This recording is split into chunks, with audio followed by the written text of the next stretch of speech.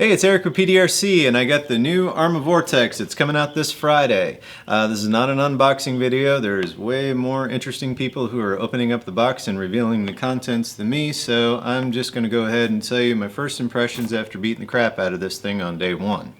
So a few things that I noticed on it when I opened up the box. One, digging the hell out of the new tools. This thing looked like a little gun. As soon as I opened it up, I'm like, why is there a gun in there? But it's actually a replacement for that little red plastic doohickey that was in here that actually does have a pretty useful shock tool and nothing else. This right here is actually a nice addition inside the box. Just thought it was worth a mention. The other thing that I noticed that when I was going through the manuals that it shares a lot with the Sentin 3S. A lot of the parts are exactly the same, like the arms, etc. So that means that parts are already available. Now, unlike the Sentin 3S, it is way smaller. So that's the Sentin 3S. That's the new Vorteks, so difference in the size. The Sentin is still a really great car, has its place, but the Vorteks is runs a lot lower. The tires that are on the Sentin, do have that really good tread to it, but these are the new K-tires. So if you notice, they're actually a bit of a bigger tire. It's got a much wider stance on it, and they grip for days. I'm digging the hell out of them. Now, a lot of the parts that this car shares, such as the arms, etc., means that it's already out on the shelf. That's a really good thing, especially if you beat the crap out of it like I do.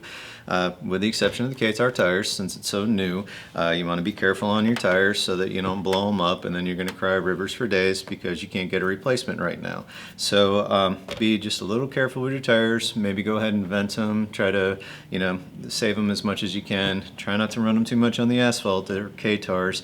And while I've used them on my Italian and my Typhon, they have a tendency of being ground down into slicks if you take it out on asphalt. But I will be taking this car on asphalt because somebody decided that they needed to put screws in the wing back here, and much like on the Outcast and the Notorious, those things should spark for days, and I fully intend to test that technology out.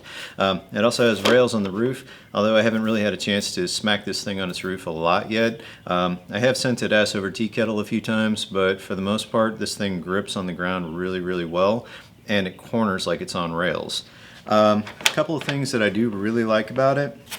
It came with the DX3, so if anybody out there has ever had to carry one of these heavy bitches across and do the walk of shame because the batteries are dead, you're going to be really grateful for that button sitting there going beep, beep, beep. Danger, danger, Will Robinson, you're about to do a walk.